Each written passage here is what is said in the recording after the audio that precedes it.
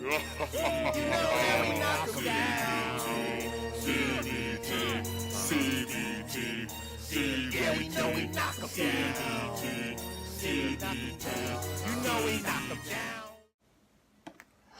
up, YouTube? It's your boy Big Cool coming to you from Colossal Boxing Talk, associated with Three Kings Boxing, under the umbrella of the movement.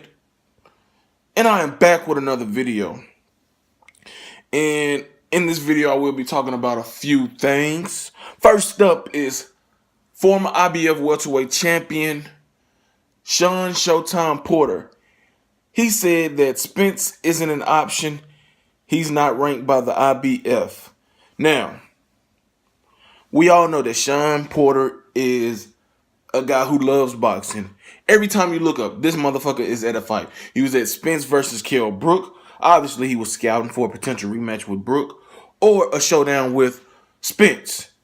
Fast forward 8 months later, he's back at the Barclays Arena, not to fight, but to scout Lamont Peterson versus Errol Spence. And obviously, he's kind of keeping his eye out on Spence, although he's the mandatory for the WBC champion and title that Keith One-Time Thurman holds.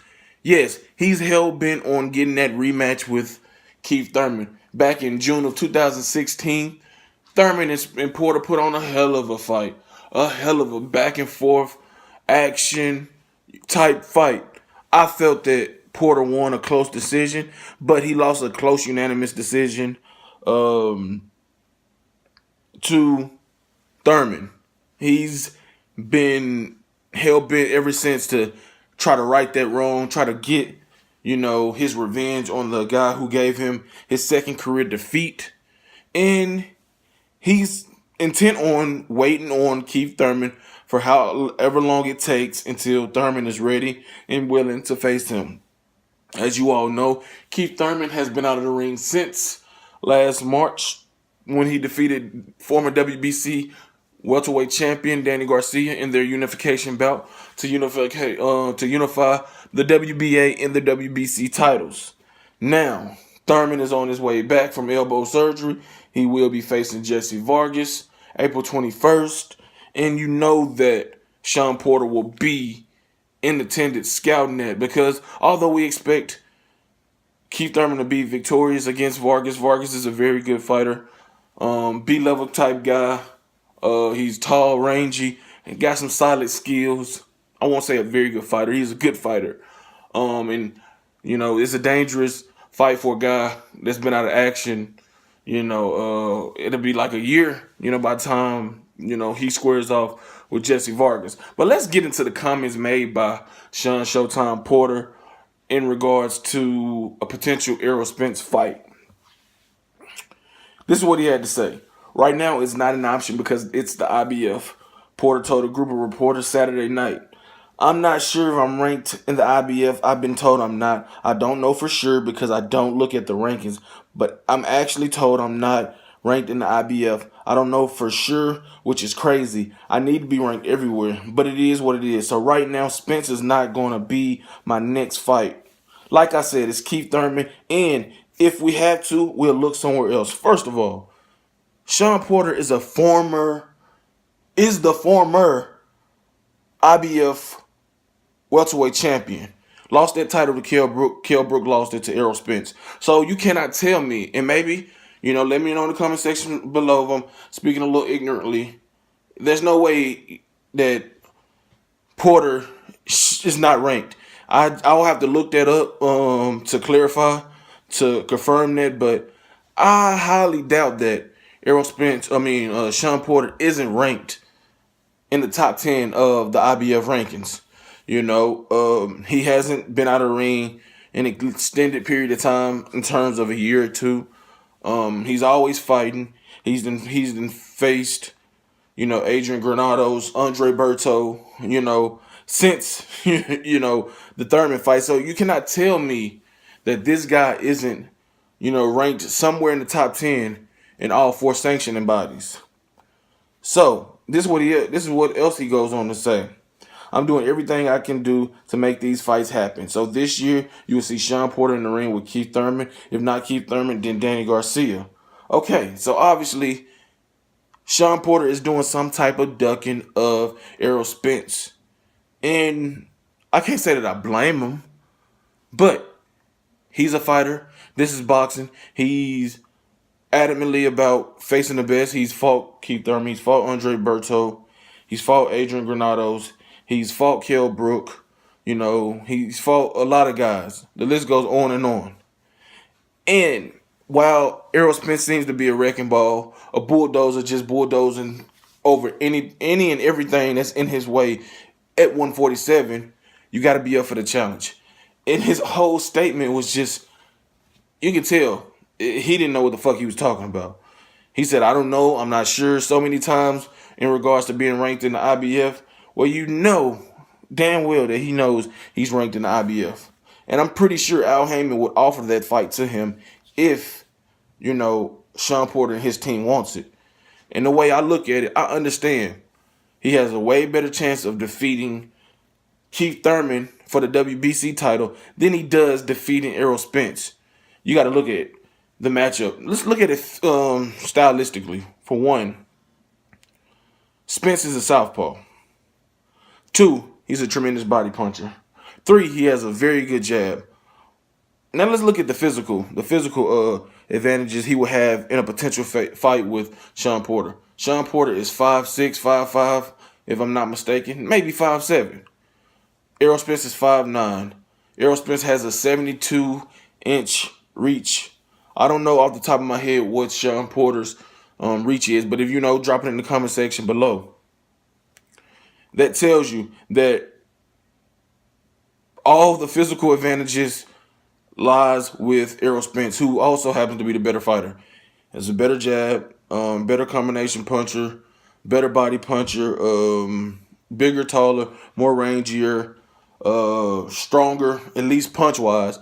We all know that physically, Shawn Porter is a strong guy. He's a bulldog in there. And he would still be a tough fight for Spence, for at least for a little bit, until Spence found that distance, found that range, and, you know, caught Porter coming in reckless with something big. But Spence is highly confident that he matches up well with anybody in the welterweight division. He's said it ad nauseum. So we're not going to keep, you know, regurgitating his comments about it. He feels that he can beat everybody. He just needs them to get in the ring with him. So it seems that Shawn Porter is ducking Errol Spence. Whether he's ranked by the IBF or not, that's a fight that he could get because both of those guys are managed by Al Heyman. Both of those guys fight under the PBC Showtime mantra. So that's a fight that's easy to make unless you make it difficult. And, you know, Kenny Porter, who trains his son, Shawn Porter, and, you know, a big voice in his ear, rightfully so, that's his father. He's brought him a long way in boxing. He can make things difficult. The man is such and such, you know, all these stipulations where they can say, you know what, fuck it. You know what I'm saying? Even though they don't have anything to bargain with. Yeah, he's a former champion, but keyword former. He's not a current champion. He has no, his words name holds no weight when it comes to negotiations with Errol Spence. So it seems that Shawn Porter is ducking Errol Spence because whether you are the mandatory to Keith Thurman or you can get a shot at Errol Spence, you got to do what's best for you. And yes, obviously, a fight with Thurman is more in his favor to win. But what if you wait all the way up to September, October, waiting on Keith Thurman, and you know what? A unification bout between Thurman and Spence is agreed to for 2018. And you're just going to put yourself on the shelf. And I hate that about Shawn Porter. He always does that. He put himself on the shelf waiting for Keith Thurman. Yeah, although, they agreed, signed contracts, and Keith Thurman was hurt, they pushed it back. But, man, you got to be realistic. You got to be able to move on with your career. You know, you can't keep chasing down Keith Thurman and putting yourself on the shelf and only fighting once or twice a year, and you constantly getting up there in age. So it could backfire. So he needs to have a contingency plan, which he did say, if it's not Keith Thurman, we'll look at the next guy. Now let's go on to the next topic. Joseph Diaz. I want to beat Gary Russell, Unify 126 by 2019.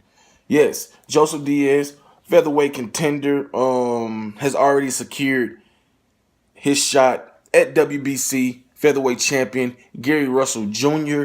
He hopes that the WBC will ensure that Gary Russell Jr. will fight him by this coming May. And Joseph Diaz, we all know, promoted by Golden Boy. He's a very talented fighter. He's 25-0 with 13 KOs. He's been mentioned and linked with Oscar Valdez. Those guys down the line could potentially face each other in a mega fight at 126 or 130. You know how boxing politics happen, and fights that should happen at one weight don't normally happen, or sometimes don't happen until later on at a new weight or new year or whatever you want to call it. But he is the mandatory to Gary Russell Jr. But both of these guys will be taking interim fights.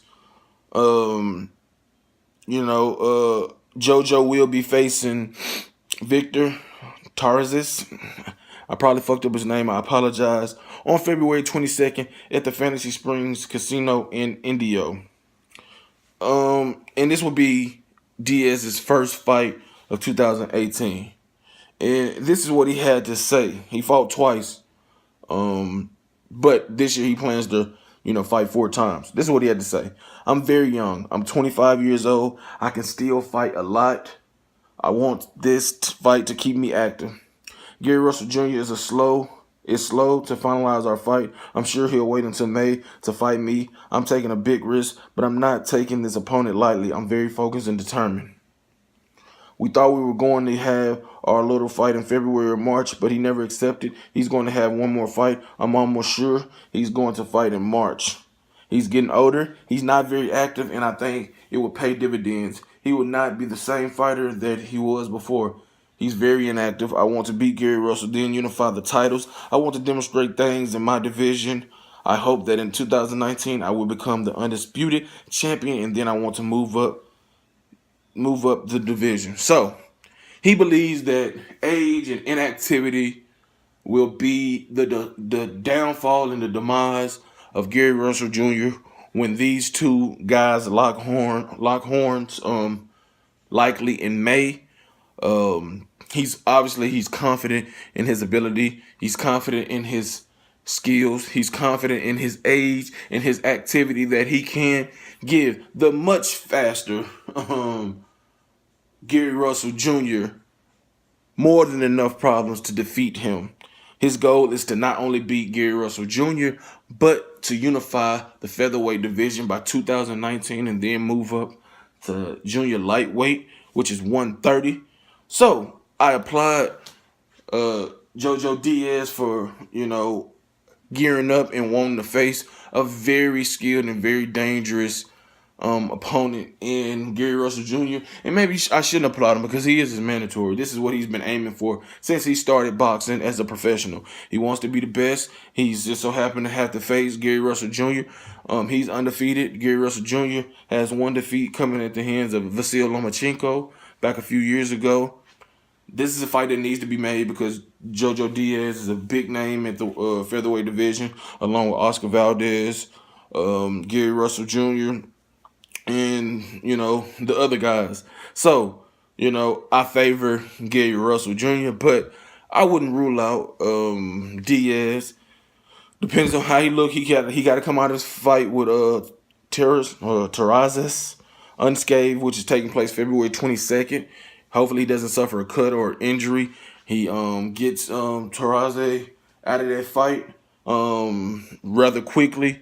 Get enough rounds to stay, sharp and fresh. And then him and Gary Russell can, come to an agreement on their fight and fight, like he said, in May. So we'll see how that plays out. But this is a very good fight at the 126-pound division. Gary Russell Jr. is an exciting guy. Probably has the fastest hands in boxing today. Some of the fastest hands in the history of boxing. But tell me, who do you think favored in that fight? But yeah, like I said, tell me who you favor in that fight. Do you give Joseph Diaz a legit chance?